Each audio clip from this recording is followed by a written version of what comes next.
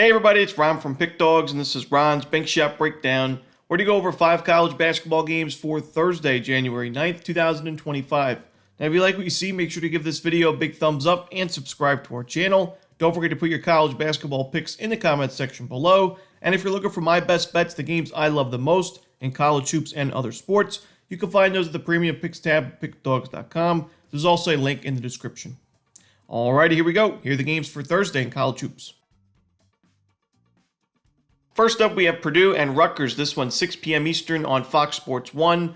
Yeah, definitely Rutgers struggling in Big Ten play so far with that 1-3 record. Purdue is at 3-1. They have wins over Maryland, Minnesota, and Northwestern. They're on a 3-game win streak, and they're in the AP polls. They're ranked 20th, but I still think that Rutgers, while they may not be one of the better teams in this conference, I still expect them to win some solid games, especially at home, and I think this is a winnable spot for Rutgers, and we're getting them at a really cheap price because of their recent losing streak or their recent struggles. They've lost 3 of their last 4 games. Purdue is still a team I don't love backing on the road. I mean, last year they had some solid road wins, but so far this year they have the one road win at Minnesota. It doesn't really tell us much. That's the weakest team in the conference. The other road games, they had a semi-road game against Auburn. They lost that one by 18. They had a true road game against Penn State. They lost that one by 11. And then they played at Marquette in non-conference play. They lose that game by 18 points. So not necessarily, a great run so far on the road. It's a team that, the backcourt is strong in terms of the shooters that it has, but still a team that turns the ball over quite a bit. Not a great rebounding team. Defensively, they're still not really where they need to be. I think Rutgers is, a team that takes care of the basketball, gets to the free throw line, a decent defensive team that forces some tough shots.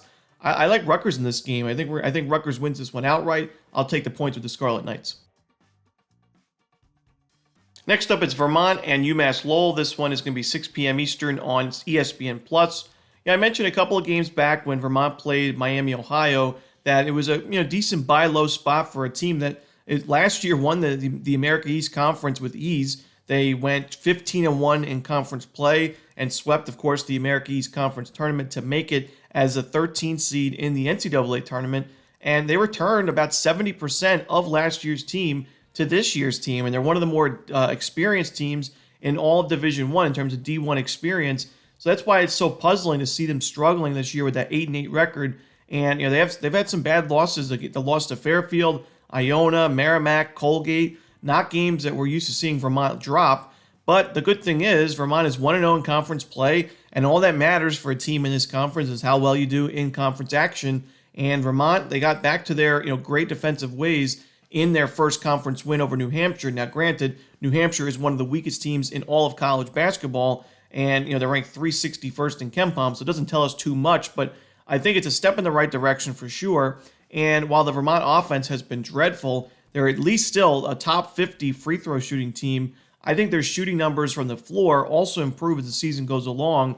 Their defense, for me, is where it needs to be, and I don't think UMassL is good enough to be laying this many points. They have a strong record on paper, 12-4 overall and 1-0 in conference play, but they played a very weak schedule. They're not a very fundamentally sound team. They turn the ball over a lot, one of the weakest rebounding teams in the conference. They don't force many turnovers. They are an excellent free throw shooting team, so they can definitely compete with Vermont in that aspect. But I think this is going to be a close game, and I think because of Vermont's struggles this year, we're getting an excellent price with a team and a program that's been the heavy favorite to win this conference year after year. I'm not ready to give up on Vermont quite yet. We'll see how they compete in this one, but I'm going to take the points for Vermont. Next up, we have Washington and Michigan State. This one's going to be 8 p.m. Eastern on the Big Ten Network. Yeah, Washington, I took them plus the points over Illinois on Sunday as my bank shot best bet. I tip my cap and thank Washington for the cover in that one. They lost by 4, but they were getting about 8.5 points. But I got to say, I watched that game. I was not impressed with Washington at all. It was a game where they lost the game outright and gave up 81 points, despite Illinois having a miserable shooting performance from the perimeter, only making 5 threes at a 19% clip. On the flip side, Washington made 10 threes at about a 39% clip, and yet again, still lost that game by 4 points. Not really where you want to be. And I know Washington has a great three-point defense, so holding Illinois to 5 made threes is not necessarily out of the ordinary, but Michigan State doesn't really matter for them because this is a team that doesn't really take a lot of threes and doesn't make a lot of them to begin with. So the Spartans' offense should be more than comfortable in a game like this because, Washington takes a lot of fouls and they give up a lot of their points from 2-point range. Exactly what Michigan State's looking to do. They're 5th best in the country in free throw percentage, 35th in the country in 2-point field goal percentage. They do a great job of getting to the free throw line, and they're one of the best rebounding teams in the country, let alone the conference, compared to Washington, who's one of the weakest rebounding teams in the conference. So for me, this is a lopsided matchup. I got to go with Michigan State and lay the points. Next up, we have Grand Canyon and Utah Valley. This one is going to be 8 p.m. Eastern on ESPN+.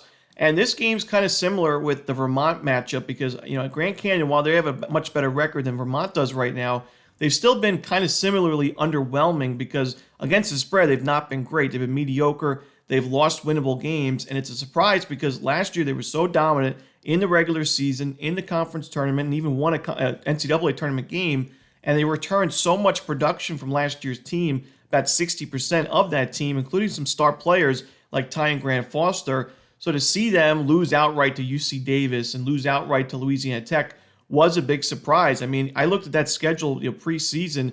I thought it was going to be a cakewalk for the Antelopes where they would go 13-1, and really the only loss was to Georgia, which should have been a close game. It was. But, I was surprised to see them lose outright to Arizona State as a favorite, lose outright to UC Davis. I still think, though, that despite those struggles and despite the underwhelming performances, Grand Canyon remains the big favorite in this conference, and I view this as a buy low spot with Grand Canyon as well. I think that Utah Valley, shot quality-wise, one of the weakest teams in this conference. Fundamentally, I give the big advantage to Grand Canyon. Yes, they're not necessarily known to be a great team on the road. Last year, GCU lost its only 3 conference games, all on true road games. But I think Grand Canyon's good enough in this one to win and cover the reasonable number. Give me the Antelopes in this one. I'm going to lay the points. Next up, it's Oregon State and Santa Clara. This one, 10 p.m. Eastern on ESPN+. Oregon State, I've mentioned a few times recently, I do think because of this team's hot start to the year, both straight up and against the spread, they have found themselves being a little bit overrated and overvalued in some of their most recent games. They lost to Nebraska by 12, only beat Portland by 10 points, failing to cover, lost by 21 to Loyola Marymount. They did bounce back last game against San Diego, but that's one of the weakest teams in the conference, if not the weakest team. So for me, now you go on the road against Santa Clara. This is a really underrated team, in my opinion. Had a little bit of a rough start to the year, a 3-5 record, but played a tough non-conference schedule. I think they're super talented and also very experienced. They returned about 68% of last year's team, one of the more experienced teams in the conference. You don't see that too much in this specific conference. So Santa Clara offensively takes a lot of good shots. They're a good offensive rebounding team. They take a lot of threes, make them at a solid rate, about 35%.